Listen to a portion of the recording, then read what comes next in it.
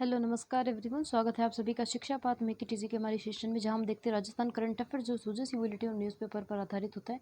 मुख्य रूप से मैं डेली सूजसी बुलेटिन और डेली न्यूज़पेपर का एनालिसिस देखते हैं। आज है सोमवार 10 अगस्त 2026, श्रावण कृष्ण पक्ष द्वादशी संवत 2083। चलिए स्टार्ट करते हैं हमारा आज का सेशन। आज दिवस विशेष में हम देखेंगे विश्व शेर दिवस, वर्ल्ड लायन डे आज मनाया जाता है। शेरों के संरक्षण, उनकी घटती संख्या के प्रति जागरूकता फैलाने और उनके प्राकृतिक आवास की रक्षा के उद्देश्य से हर साल 10 अगस्त को यह दिवस मनाया जाता है। इस दिवस की शुरुआत वर्ष 2013 में की गई थी। बिग कैट रेस्क्यू के सह संस्थापक डेरेक और बेवर्ली जुबर्ट ने नेशनल ज्योग्राफिक के सहयोग से 2013 में इसकी शुरुआत की थी। अवैध शिकार, जंगलों के कटाव, मानव वन्यजीव संघर्ष और के कारण शेरों की प्रजाति पर खतरा जो मंडरा रहा है, उसके प्रति लोगों को जागरूक करना। भारत के संदर्भ में यह दिन खास है क्योंकि गुजरात का गिर राष्ट्रीय उद्यान एशियाई शेरों का एकमात्र प्राकृतिक आवास है। गिर राष्ट्रीय उद्यान नाहरगढ़ लायन सफारी की स्थिति हम देखें तो सफारी की वर्तमान स्थिति देखें तो 2018 में लगभग 10 करोड़ की लागत से शुरू हुई प्रदेश की पहली लायन सफारी में अब पर्यटकों की संख्या नाम मात्र रह गई है, क्योंकि शेरों की असमय मृत्यु, सीडीवी बीमारी और ब्रांडिंग के प्रचार प्रसार में कमी, सीमित प्रजनन गतिविधियों के कारण पर्यटन में कमी आई है। शेरों की स्थिति देखें तो वर्तमान में यहाँ 6 शेरनियाँ शक्ति, सृष्टि, तारा, त्रिपुरा, दुर्गा और शेरा मौजूद हैं। वर्तमान में नाहरगढ़ लायन सफारी में 6 श्रेणियां हैं। सुधार की योजना सफारी को आकर्षक बनाने और प्रचार प्रसार बढ़ाने के लिए कदम उठाने आवश्यक है। विश्व जैव ईंधन दिवस, बायोफ्यूल डे भी आज मनाया जाता है। पारंपरिक जीवाश्म ईंधन, पेट्रोल डीजल के विकल्प के रूप में गैर जीवाश्म ईंधनों, जैविक ईंधन के महत्व को उजागर करने के लिए यह दिवस मनाया जाता है। 10 अगस्त 1893 को सर रुडोल्फ डीजल इंजन के आविष्कार हैं। रुडोल्फ डीजल ने पहली बार मूंगफली के तेल से मैकेनिकल इंजन सफलतापूर्वक चलाया था। इसी ऐतिहासिक उपलब्धि के याद में भारत सरकार का पेट्रोलियम एवं प्राकृतिक गैस मंत्रालय 2015 से हर साल यह दिवस मनाता है। नवीकरणीय ऊर्जा, एथेनॉल ब्लेंडिंग, बायोडीजल, कचरे से ऊर्जा बनाने जैसे प्रयासों को बढ़ावा देना ताकि प्राकृतिक जो प्रदूषण है वो कम हो सके। अब हम चर्चा करेंगे सोजस के बारे में, जिनमें हम देखेंगे हर घर तिरंगा अभियान, राज्य स्तरीय रैली का शुभारंभ, केंद्रीय स्वास्थ्य परिवहन कल्याण मंत्री जगत प्रकाश नड्डा जेपी नड्डा। राजस्थान के मुख्यमंत्री भजनलाल शर्मा ने रविवार को अल्बर्ट हॉल से बड़ी चौपड़ तक रैली का शुभारंभ किया। रिमझिम बारिश के बीच इस रैली में केंद्रीय मंत्री जो जेपी नड्डा हैं और मुख्यमंत्री ने स्वयं हाथ में तिरंगा थामे पैदल चले थे। केंद्रीय स्वास्थ्य मंत्री जेपी नड्डा, जगत प्रकाश नड्डा के प्रमुख विचार हम देखें तो राष्ट्र के शान, तिरंगा केवल ध्वज नहीं बल्कि देश की आन बान शान और करोड़ों देशवासियों की भावनाओं का प्रतीक है। कानूनी सुरक्षा, कानून में संशोधन, राष्ट्रीय प्रतीकों के सम्मान को बनाए रखने के लिए prevention of insults to nation honours amendment act 2026 एक महत्वपूर्ण कदम है। राष्ट्रगान, राष्ट्रगीत, राष्ट्रीय ध्वज और राष्ट्रीय संविधान भारत की शान है तथा इसके किसी भी प्रकार के अपमान को स्वीकार नहीं किया जाएगा, जिसके लिए prevention of insults to nation honours amendment act 2026 लाया गया है, जिससे राष्ट्रगान, राष्ट्रगीत और राष्ट्रध्वज के जो अपमान करने पर कठोर दंड का प्रावधान किया गया है। किसी प्रकार से अपमान स्वीकार नहीं किया जाएगा। मुख्यमंत्री भजनलाल शर्मा के प्रमुख विचार हम देखें तो एकता का प्रतीक, तिरंगा हमारे स्वाभिमान, राष्ट्र प्रेम, राष्ट्रीय गौरव का प्रतीक है जिसने देश को एक सूत्र में पिरोया है। सच्ची सार्थकता, हर घर तिरंगा सार्थकता तभी है तब राष्ट्रीय चेतना के आदर्शों मूल्यों को अपने दैनिक जीवन में भी उतारें। 80वीं वर्ष जो स्वतंत्रता वर्षगांठ है, इस वर्ष देश 15 अगस्त को 80वीं वर्षगांठ मनाने जा रहा है। राजस्थान से ऐतिहासिक संबंध, पहली बार 15 अगस्त को जो तिरंगा फहराया गया था वह राजस्थान में ही बना था। जो फर्स्ट 15 अगस्त को तिरंगा फहराया गया था वह। प्रधानमंत्री नरेंद्र मोदी के आह्वान पर वर्ष 2022 से अमृत महोत्सव के तहत हर घर तिरंगा अभियान शुरू किया गया। नई पीढ़ी में राष्ट्र भावना को सशक्त करना, स्वतंत्रता सेनानियों, वीर सपूतों के त्याग और तपस्या को नमन करना, देश में गरीब कल्याण, आतंकवाद, नक्सलवाद के खात्मे और विश्व स्तर पर भारत का गौरव बढ़ाने जैसे अभूतपूर्व बदलाव किए गए हैं। राष्ट्रभक्ति और सम्मान, अमर शहीदों के त्याग को याद करने के लिए नागरिकों व देशभक्ति में राष्ट्रध्वज के प्रति सम्मान बढ़ाने के उद्देश्य से तिरंगा रैलियों का आयोजन किया गया था व अमर शहीदों को नमन भी किया गया। राजस्थान के विभिन्न जिलों में सभी ने हर घर तिरंगा अभियान में बढ़ चढ़कर हिस्सा लिया। प्रोत्साहन, सहायता और पुरस्कार राशि, राजस्थान सरकार द्वारा प्रदेश के 3,540 खिलाड़ियों को लगभग 52 करोड़ रुपए की प्रोत्साहन सहायता राशि दी गई। 3,540 खिलाड़ियों को 52,000 करोड़ की प्रोत्साहन राशि दी गई। अरुंधति चौधरी मुक्केबाज हैं, कॉमनवेल्थ गेम्स में स्वर्ण पदक विजेता। इन्हें प्रशस्ति पत्र और 1 करोड़ रुपए का चेक प्रदान किया गया। यशवीर सिंह भालाफेंक कांस्य पदक विजेता है कॉमनवेल्थ में। इन्हें प्रशस्ति पत्र और 30 लाख रुपए का चेक सौंपा गया। अन्य सम्मानित खिलाड़ियों में राहुल शर्मा शूटिंग पैरा विश्व चैंपियनशिप में स्वर्ण पदक जीता है राहुल शर्मा ने। मोना अग्रवाल ब्रॉन्ज मेडल और संध्या बिश्नोई अंडर-17 विश्व कुश्ती में सिल्वर मेडल जीता है। उन्हें भी प्रशस्ति पत्र और सम्मान राशि के चेक सौंपे गए थे। खेल अवसंरचना योजना महाराणा प्रताप खेलकूद विश्वविद्यालय जयपुर में लगभग 101 करोड़ रुपए की लागत से विश्वविद्यालय की स्थापना की जा रही है। खेल विश्वविद्यालय की स्थापना महाराणा प्रताप खेलकूद विश्वविद्यालय 101 करोड़ रुपए की लागत से किया जा रहा है। Centre of excellence Maharana Pratap खेलकूद विश्वविद्यालय जयपुर में 101 करोड़ की लागत से खेल विश्वविद्यालय का स्थापना की जा रही है। Centre of excellence Sawai Mansingh stadium SMS stadium में एथलेटिक्स, तीरंदाजी, बॉक्सिंग के लिए सेंटर ऑफ एक्सीलेंस स्थापित किया जा रहा है। स्पोर्ट्स लाइफ इंश्योरेंस खिलाड़ियों की सुरक्षा के लिए राज्य सरकार ने स्पोर्ट्स लाइफ इंश्योरेंस स्कीम लागू की गई है। खिलाड़ियों की सुरक्षा के लिए खेल व उपकरण केंद्र खेल उपकरणों की खरीद पर 18 करोड़ रुपए व्यय किए गए तथा 50 खेलों का इंडिया केंद्र स्थापित कर नियमित प्रशिक्षण दिया जा रहा है। प्रमुख खेल व उपलब्धियां नियुक्तियां सरकारी नौकरियां प्रदेश में उत्कृष्ट प्रदर्शन करने वाले 186 खिलाड़ियों को अब तक सरकारी सेवाओं में नियुक्ति दी जा चुकी है। खेलो इंडिया यूनिवर्सिटी गेम 2025 प्रदेश में पहली बार इसका सफल आयोजन हुआ। खेलो इंडिया यूनिवर्सिटी गेम का जिसमें 222 विश्वविद्यालयों के लगभग 7,000 खिलाड़ियों ने भाग लिया। राजस्थान के खिलाड़ियों ने कुल 60 पदक जीतकर देश में तीसरा स्थान प्राप्त किया है। खेलो इंडिया यूनिवर्सिटी गेम्स में जिसका आयोजन राजस्थान में किया गया था पहली बार। खेलो इंडिया को बढ़ावा केंद्र सरकार द्वारा 36,000 करोड़ रुपए की बजट से खेलो इंडिया अभियान को नई दिशा दी जा रही है। अत्याधुनिक रक्त संग्रहण व परिवहन वाहन का हरी झंडी दिखाकर रवाना किया गया। रैली व समारोह का विवरण हम देखें तो केंद्रीय स्वास्थ्य परिवार कल्याण मंत्री जगत प्रकाश नड्डा जेपी नड्डा और मुख्यमंत्री भजनलाल शर्मा ने 10 नवीन अत्याधुनिक रक्त संग्रहण एवं परिवहन वाहनों को हरी झंडी दिखाकर रवाना किया। रक्त संग्रहण अर्थात ब्लड कलेक्शन व्हीकल उनको हरी झंडी दिखाकर रवाना किया जेपी नड्डा और मुख्यमंत्री भजनलाल शर्मा जी ने। लागत और कुल आवंटन हम देखें तो कुल 4 करोड़ 50 लाख रुपए की लागत से तैयार किए गए वाहनों में राज्य के 10 राजकीय ब्लड बैंकों को आवंटित किया गया है। 10 राजकीय ब्लड बैंकों को आवंटित किया गया है। इसकी लागत है 4 करोड़ 50 लाख रुपए की लागत से इन ब्लड वाहनों को जो 10 ब्लड वाहन है उनका निर्माण किया गया है, तैयार किया गया है और 10 राजकीय ब्लड बैंकों को आवंटित किए गए हैं। स्वैच्छिक रक्तदान को बढ़ावा देना, दूर दराज के क्षेत्रों में रक्तदान शिविर आयोजित करना और जरूरतमंद मरीजों को समय पर रक्त उपलब्ध करवाना इसका उद्देश्य है। आप पिक्चर में देख सकते हैं जो ब्लड व्हीकल है उसको हरी झंडी दिखाते दिया कुमारी जी दिख रहे हैं, मुख्यमंत्री जी भजनलाल जी शर्मा, जेपी नड्डा जी और अन्य जो अधिकारीगण हैं वो और मंत्री जी दिख रहे हैं। वाहनों में उपलब्ध अत्याधुनिक सुविधाएं हम देखें इन वाहनों में 10 टोटल वाहन है। उनमें डोनर व्यवस्था 3 डोनर का काउच है अर्थात 3 डोनर एक साथ ब्लड डोनेट कर सकते हैं।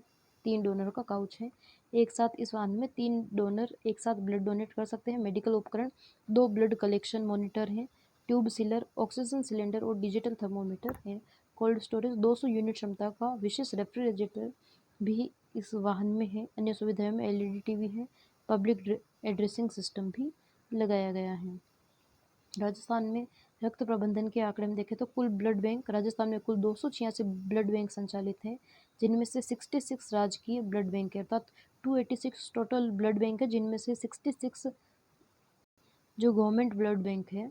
रक्त की मांग व संग्रह राज्य में प्रतिवर्ष लगभग 9 लाख यूनिट रक्त की आवश्यकता होती है। स्वैच्छिक रक्तदान शिविरों के माध्यम से 5 लाख यूनिट रक्त एकत्र किया जाता है हर वर्ष और आवश्यक 5 लाख यूनिट स्वैच्छिक रक्तदान से एकत्र किया जाता है और राजस्थान में नीड है 9 लाख यूनिट की आवश्यकता होती है।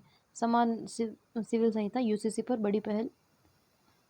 समान सिविल संहिता यूनिफॉर्म सिविल कोड प्रारूप समिति के सदस्यों ने मुख्यमंत्री भजनलाल शर्मा से मुलाकात कर यूसीसी से संबंधित तैयार किया गया ड्राफ्ट मुख्यमंत्री जी को सौंपा। प्रमुख व्यक्तित्व हम देखें तो विधि एवं विधिक कार्य मंत्री जोगाराम पटेल, समिति के सदस्य बसंत सिंह छाबा, रामस्वरूप अग्रवाल, डॉक्टर सुची चौहान, अतिरिक्त मुख्य सचिव भास्कर सावंत, गृह राज्य मंत्री जवाहर सिंह बेडम वीडियो कॉन्फ्रेंसिंग के माध्यम से जुड़े थे। एक सर्वे रिपोर्ट आई है पत्रिका में, काफ़ी इंटरेस्टिंग है, आप इसे देख सकते हैं। इसमें क्या है कि जो खाद्य नियामक है किसी भी एक ब्रांड का, वो भारत में क्या क्या सामग्री उस ब्रांड में मिलाता है और अन्य देशों में, जैसे यहाँ यूरोप से तुलना की गई है, यूरोप में उन जो सामग्री है उसमें क्या क्या सामान मिलाए जाते हैं, अर्थात जैसे टॉफ़ी हो गई, डेयरी मिल्क हो गई, वो यहाँ भी प्रचलित है और यूरोप में भी प्रचलित है। तो यहाँ उसमें कौन कौन से प्रोडक्ट डाले जाते हैं और यूरोप में कौन कौन से प्रोडक्ट डाले जाते हैं, अर्थात भारत में हम मुख्य रूप से देखें तो यहाँ पर काफ़ी भारी मात्रा में मिलावट की जाती है और घटिया क्वालिटी के प्रोडक्ट आपको यहाँ उपलब्ध करवाए जाते हैं, जबकि यही क्वालिटी, यही प्रोडक्ट यूरोप में, अर्थात इसी कंपनी का प्रोडक्ट यूरोप में काफ़ी अच्छी मात्रा में, अच्छी क्वालिटी में उपलब्ध होता है। जिसमें हम देखें, आप पिक्चर में भी देख सकते हैं। देखो, सबसे पहले हम देखते हैं जो भारत में एक कोल्ड ड्रिंक आती है फैंटा, उसमें नारंगी रंग मिलता है भारत में। फैंटा में नारंगी रंग मिलाया जाता है। इसमें नारंगी रंग का रस नहीं होता है बल्कि केमिकल होता है, इसका चटक नारंगी रंग बनाता है। उधर इसी उत्पाद को यूरोप में किसी भी केमिकल के मिलाने की इजाज़त नहीं है, वहाँ इसका रंग पीला है और असली नारंगी का है यूरोप में। ऐसे ही दर्जनों लोकप्रिय उत्पाद भारत में बेचे जा रहे हैं जो कंपनी द्वारा भारत में घोषित इंग्रेडिएंट्स सामग्री के साथ यूरोप में विकसित देशों में नहीं बेचे जा सकते। इन पर प्रतिबंध है। ज़्यादा मात्रा वाले इंग्रेडिएंट्स को विकसित देश नागरिकों के स्वास्थ्य के लिए खतरा मानते हैं। हैरानी की बात यह है कि इस दोहरे मापदंड के बावजूद एफएसएसआई ने इन उत्पादों को मंजूरी दे दी जाती है और ऐसे ही उत्पादों में कंपनी द्वारा घोषित इंग्रेडिएंट्स का विश्लेषण करती विशेष रिपोर्ट है, जिनमें अभी हमने जैसे फैंटा के बारे में जानकारी ली है। कोल्ड ड्रिंक है फैंटा, जहाँ भारत में तो कोल्ड ड्रिंक मिलाई जाती है, कोल्ड ड्रिंक केमिकल मिलाया जाता है, नारंगी रंग मिलाया जाता है जिससे इसका रंग बिल्कुल नारंगी होता है। और ये फैंटा जब यूरोप में आप खरीदते तो वहाँ इसका रंग पीला होता है, जिससे और असली जो नारंगी होती है उसी से ये बनाया जाता है, असली नारंगी का रस उसमें मिलाया जाता है। जबकि हम जो यहाँ कोल्ड ड्रिंक यूज़ करते हैं फैंटा, वो केवल और केवल केमिकल का येलो ऑरेंज रंग ही होता है। इसी प्रकार हम देखें, यूरोप में 4 लेकिन भारत में 10 चम्मच के बराबर चीनी होती है फैंटा में। जिस फैंटा में यूरोप में केवल 4 चम्मच चीनी डलती है, भारत में 10 चम्मच चीनी डलती है फैंटा में। चटक नारंगी रंग, chemical colour sunset yellow colour होता है। यूरोप में फैंटा का होता है पीला रंग, कोई कृत्रिम रंग नहीं होता है। नारंगी रंग का फ्लेवर होता है, असली नारंगी रंग नहीं होता है भारत में। असल नारंगी रस होता है। बोतल पर लिखते भी हैं कि ये प्योर जो ऑरेंज जूस है। 10 चम्मच शुगर होती है और यूरोप में 4 चम्मच शुगर होती है। 168 कैलोरीज होती हैं फैंटा में और यूरोप में 69 कैलोरी होती हैं। फिर इस फैंटा में जब बच्चे कुछ खास कृत्रिम रंग वाले पेय पीते हैं तो उनमें हाइपर एक्टिविटी बढ़ती है। यूरोप में ऐसे उत्पादों पर चेतावनी लिखना जरूरी होता है। नेक्स्ट हम देखेंगे KFC चिकन में अलग केमिकल। भारत में मैदा होता है, यूरोप में आटा मिलाया जाता है। भारत में वेजिटेबल तेल मिलाया जाता है और यूरोप में रिफाइंड ऑयल मिलाया जाता है।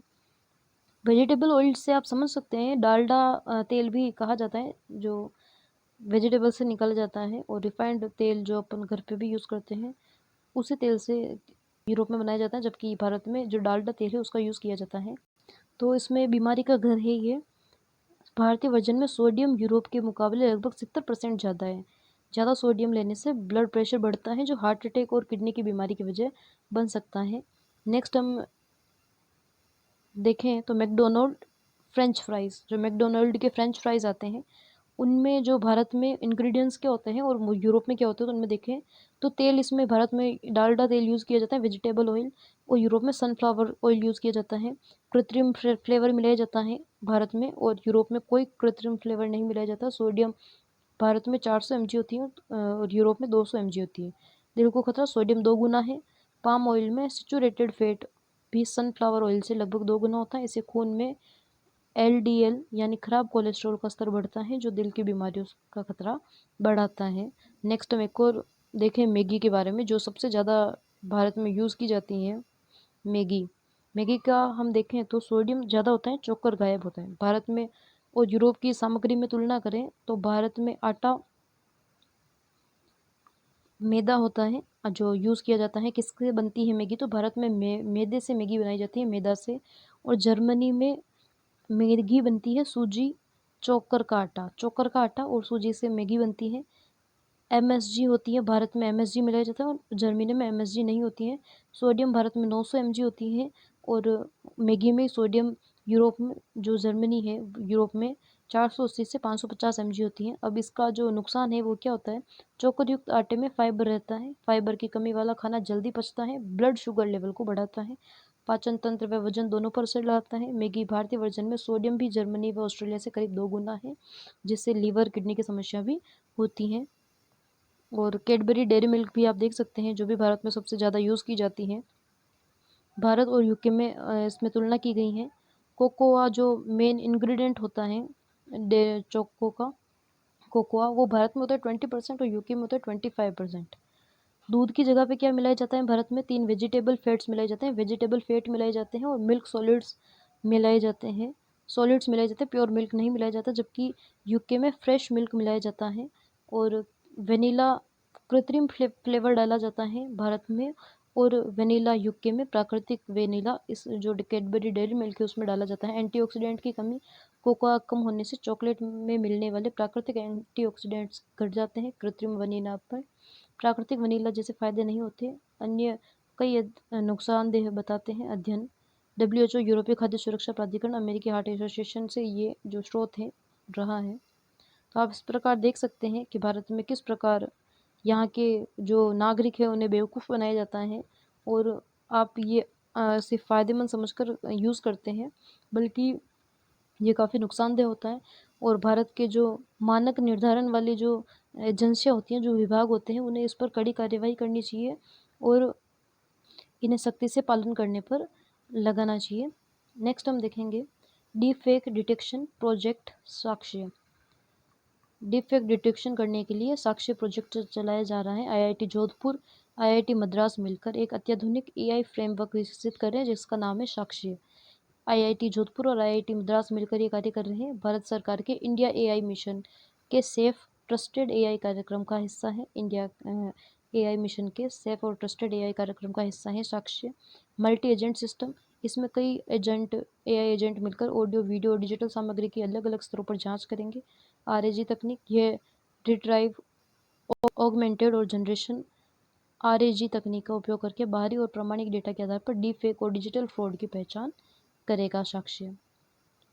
नेक्स्ट हम देखें राजस्थान में ओबीसी जातिगत आंकड़े की रिपोर्ट आ चुकी है। रिपोर्ट का विवरण हम देखें तो राजस्थान अन्य पिछड़ा आयोग ने 92 जातियों के 74.85 लाख से अधिक परिवारों का सर्वेक्षण प्रस्तुत किया है। 92 जातियों का 92 जातियों का सर्वेक्षण प्रस्तुत किया है, जिनमें 74.85 लाख से अधिक परिवारों का सर्वेक्षण किया है। जनसंख्या, राजस्थान में ओबीसी की कुल आबादी 3.63 करोड़ से अधिक है। 3.63 करोड़ से अधिक ओबीसी की आबादी है। प्रमुख जातियों का शेयर देखें तो ओबीसी में जाट व जट सिख है 20.14% और गुज्जर है 9.11%। कुम्हार व कुमावत है 8.36%। माली व सैनी है 7.80%। जो हमने टॉप ज़्यादा जनसंख्या वाली जातियों का यहाँ विवरण देखा, सर्वाधिक जाति है जो जनसंख्या है वो जाट वो जट सिख की, सेकंड पे गुज्जर, फिर कुम्हार व कुमावत और फोर्थ है माली व सैनी। लिंगानुपात, ओबीसी में प्रति 1000 पुरुषों पर 914 महिलाएं है, लिंगानुपात भी काफ़ी कम है।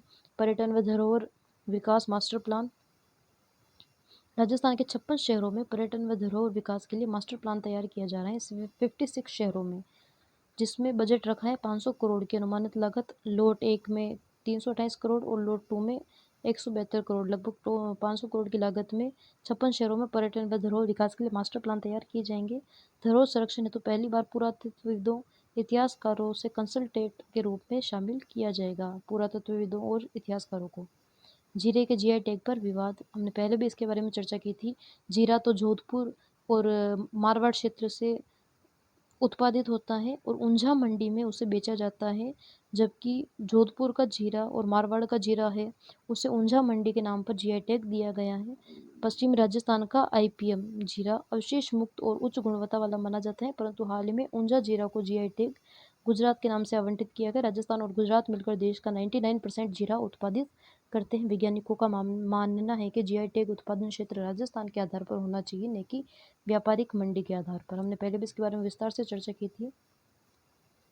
एकलिंग जी मंदिर उदयपुर के कैलाशपुरी में अरावली की पहाड़ियों के बीच 8वीं शताब्दी का ऐतिहासिक मंदिर है। मंदिर की स्थापना बप्पर रावल के समय से जुड़ी है। एकलिंग जी के को मेवाड़ का अधिष्ठाता देव भी माना जाता है।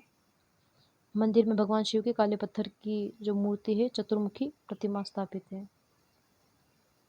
वुशु में दिव्यांशी एशियन गेम्स 2026 के लिए भारतीय वुशु टीम में 60 केजी वर्ग में राजस्थान की पहली खिलाड़ी चुनी गई है। दिव्यांशी कोटा से संबंधित है। डॉक्टर सीपी जोशी को लाइफ टाइम अचीवमेंट अवार्ड दिया गया है।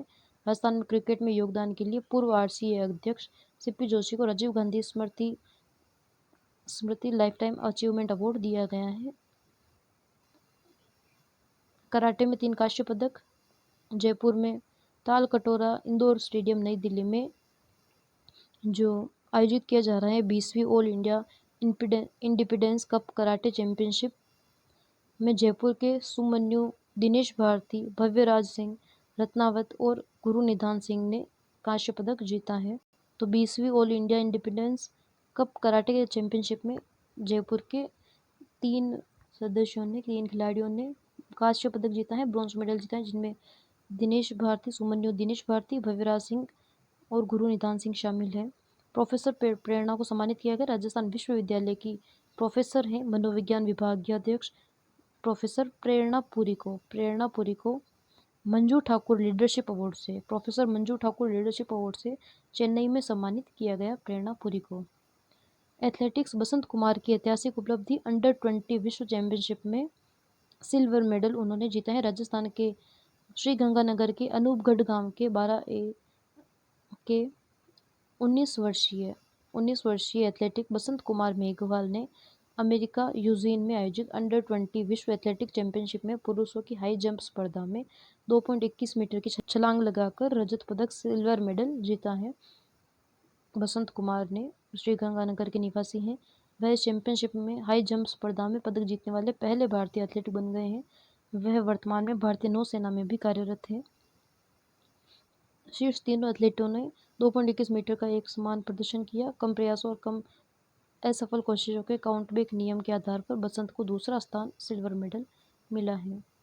जीआई टैग विवाद आबू की सौंफ वर्सेस ऊंझा गुजरात। हमने अभी जीरे के बारे में चर्चा की थी। जीरा तो राजस्थान का है और जीआई टैग जीरे के लिए दिया गया है, ऊंझा गुजरात को। इसी प्रकार आबू की सौंफ है और आबू की सौंफ को जीआई टैग दिया गया है ऊंझा गुजरात के नाम पर, क्योंकि यहाँ तो ये उत्पादित होता है सौंफ और जीरा, और जबकि मंडी है ऊंझा गुजरात में, तो राजस्थान के जीरा और सौंफ को ऊंझा के नाम पर जीआई टैग दिया गया है। सिरोही राजस्थान के आबू रोड में सालाना 20,000 टन गुणवत्तापूर्ण सौंफ का उत्पादन होता है, जिसमें से 100 से अधिक किस्मों का जीन बैंक है, जिनमें जीआई टैग गुजरात के ऊंझा मंडी के नाम पंजीकृत कर लिया गया है। जीआई कानून जीआई एक्ट 1999 के अनुसार जीआई टैग उत्पादन के मूल उत्पादन क्षेत्र पर दिया जाता है, न कि मंडी क्षेत्र पर, न कि विपणन या बिक्री स्थल पर। दक्षिणी एशिया के बायोटेक्नोलॉजी सेंटर जोधपुर ने चेन्नई स्थित जीआई रजिस्ट्री को पत्र लिखकर इसकी पंजीकरण की समीक्षा की मांग की है। शेखावाटी में जापानी मियाजाकी आम की सफल खेती।